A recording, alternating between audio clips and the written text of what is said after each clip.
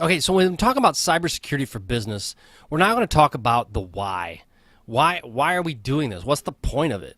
Well, I'll throw out some statistics with cybersecurity, and these may or may not shock you, but at the end of the day, they're basically to give you just kind of an idea of where this whole cybersecurity piece is going and how it potentially could affect you and your business.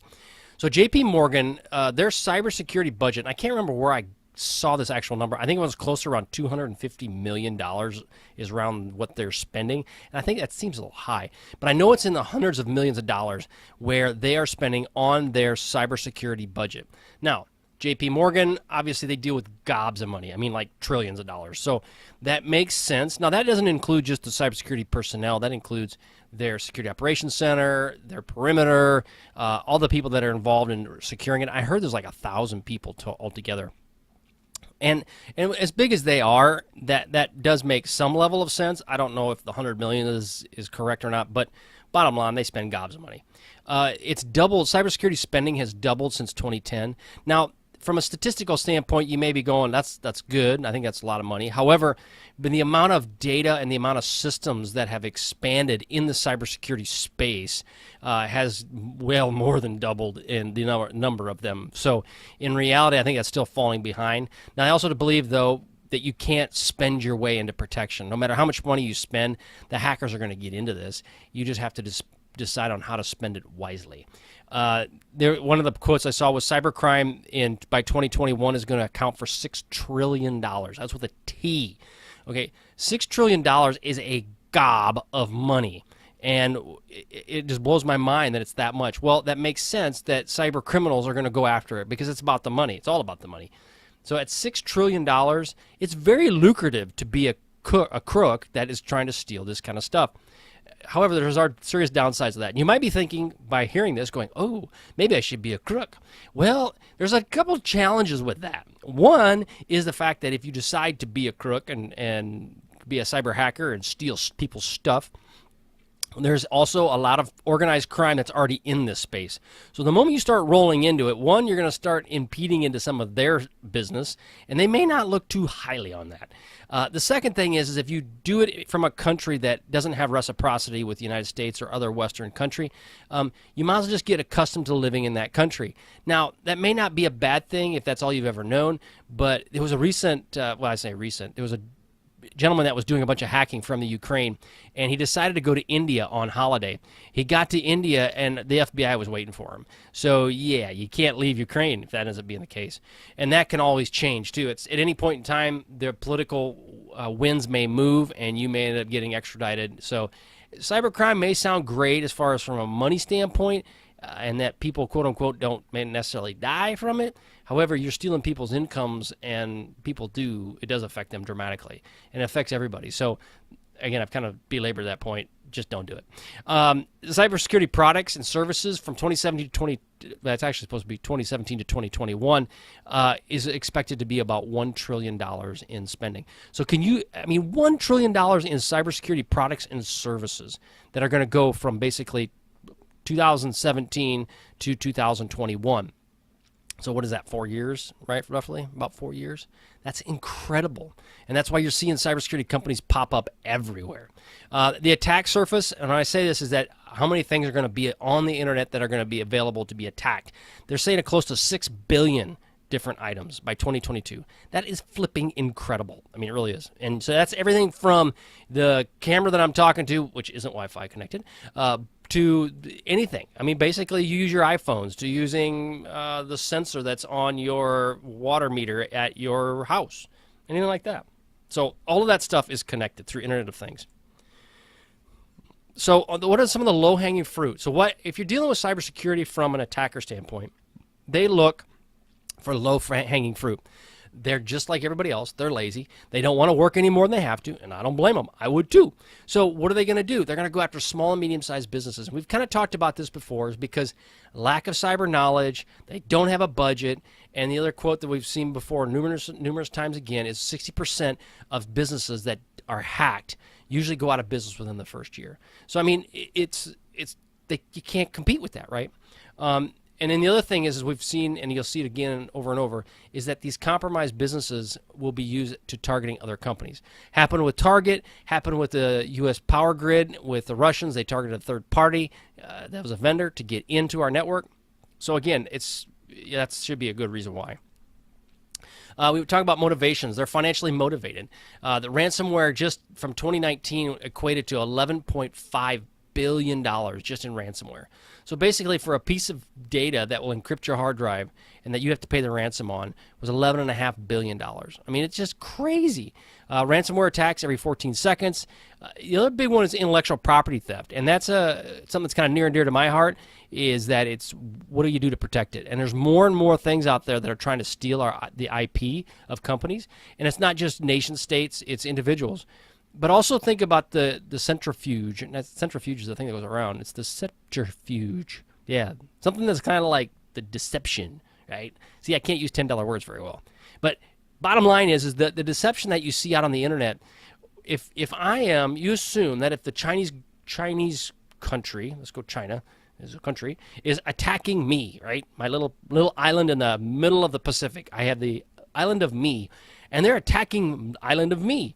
And I'm thinking, man, those doggone Chinese are after my stuff. I got this super secret intellectual property that's behind the double doors and all that fun stuff, but it's connected to the internet. And they're trying to steal my IP. Those darn Chinese. Okay, something to think about.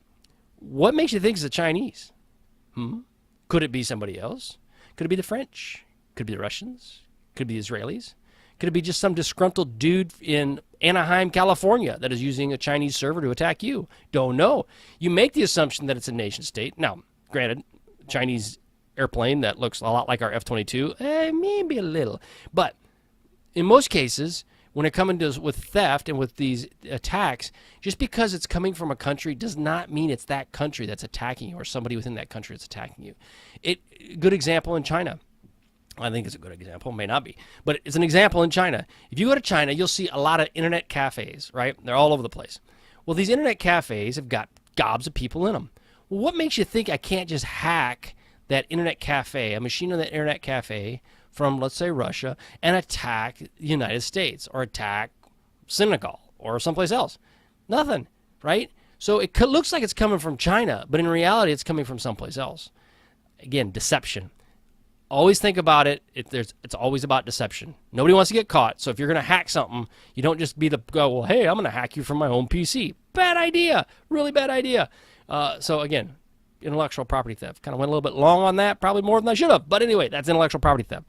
Okay, so arrogance, pride, and also make a statement. That's why they do it. A lot of times, these guys have got egos the size of Texas, and Texas is a very big state. They may have the bragging rights with their other nefarious individuals that they did this, did that. It's possible. Make a statement, right? All these things happen, but in many cases, that's just a byproduct of what it really comes down to, and it's all about the money, okay? So we talked about other natural incidents, disasters, man-made incidents, power outages, backhoes, software error. The other thing is software is being cranked out so fast right now. How do you know that it's all clean? I mean, you're just making the assumption. If you go to the Google store, there's all kinds of apps that put out there that they have to take down eventually, right? Because they don't have as good of vetting as they possibly could. Software, hardware updates. So you got the good, I'm using a Logitech mouse or a Logitech camera watching this.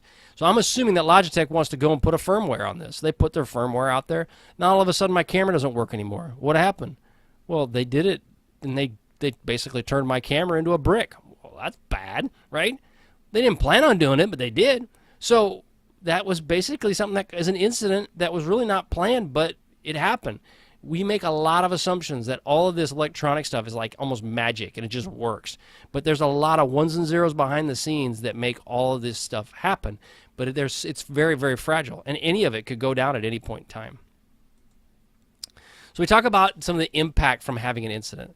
Now, that can range from damage of the information. So you have your information, say your 11 herbs and spices from the KFC, and you know that these are your 11 herbs and spices. However, somebody got in there and switched out garlic for tomato paste. That probably wouldn't be a good one. I don't know. Or toothpaste. Yeah, toothpaste is better. And then now one of your 11 herbs and spices went from being garlic to toothpaste. Probably not a good idea. So now that could be information, your data could be manipulated or missing. Fines, penalties, and legal fees. Okay, guess what? Just strap on, big boys and girls, because when it comes right down to it, if you get breached, you're going to be paying it through the teeth for getting legal fees. It's just going to happen. You're going to have every lawyer going to come out of the woodwork going, I need to be involved, and therefore I'm $300 an hour too. You're going to have fines and penalties which can be levied on. The FCC just recently levied on some fines on, I think it was Yahoo, and it doesn't matter. They can levy fines on anybody, right? GDPR, another one, 4% of your overall gross revenue. Okay, that's huge. So all those things can happen to you. Your reputation. Okay, your reputation takes it a beating because of a breach. So now you got to explain to your shareholders, if you have shareholders, what happened. Now you got to explain to your customers what happened, and you got to have some remediation behind it. What if you don't have a remediation, and they ask you, "What's your plan?" I don't have a plan. Well, that's not usually a good thing when you say, "I don't have a plan." And if you say, "I got a plan," but you don't even know what to do, well, that's where Reduced Cyber Risk is here to help. So again, that's your reputation. It's kind of a challenge. Loss of critical information that makes your business work. Kind of falls in the lines of intellectual property, but if it's critical to your business and you lose it, that would probably be a bad day. It affects your credit if you got credit with other vendors and so forth, and you could lose customers. Again, back to the reputation aspects of all this. So here's some security takeaways, right? These events do affect every business, okay? Don't even try to think about it, that they won't get me. It will get you at some point in time. And if it never does, you are one lucky person, because it's going to get somebody in some form, shape, or another. Now, it couldn't be hacked. It could be, you know what? Your database gets corrupted due to Billy Bob hitting a button that he or she shouldn't have. Billy Bob is a she. That'd be pretty interesting. So it may happen, right? Small businesses will see this information security as too difficult or too many resources. Guess what? If you think that, you're wrong. Do not think that way. Now, this is a cybersecurity guy telling you that. So guess what? Yeah, it's probably a little bit of self-grandizing. Yeah, something like that. But I'm just going to be honest with you. My dad's got a business. He's got cybersecurity insurance. Why? Because it's changed. He's an insurance dude that bought cybersecurity insurance. This is a guy who's 70-some years old, and in reality, guess what? That's like so far beyond it. But he's planning for it. You got to make sure you do plan for it. And then view your business as a business strategy, and it will reduce your risk. You got to look at cyber as a business strategy for your business. Otherwise, you really are setting yourself up. The other thing you need to think about, rather than this being a negative, make this be an asset. Okay, one, to keep employees in the fact that you're telling them, hey, I'm protecting your poo, I'm protecting all your stuff, don't have to worry about it. It also will improve the information security, will help to innovate. If you're thinking about information security when you innovate ideas, and how could this be affected by getting a breach, that would be positive, right? So if you're a developer, an app developer, think about security from the secure software development lifecycle. How do you protect your stuff, right? Also understand there's no silver bullet at all, and no one is completely secure. Anybody who tells you that we can secure you 100%, they're lying to you, okay? The only way that you can secure your stuff 100% is to lock it in a locked room, okay? You need to do that. Then you also need to lock it really good. Then you need to turn off the power to it, okay? You need to unplug everything and let nobody in it. Then it's a secure room, and it's a secure network. But it ain't working. So if it ain't working, it ain't making any money. So again, there is no silver bullet.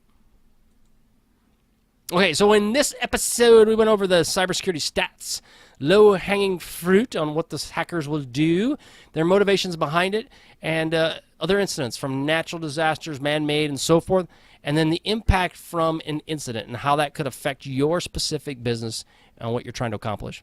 And then your cybersecurity takeaways on there is no silver bullet. You need to plan for it. All right, hope you enjoyed it.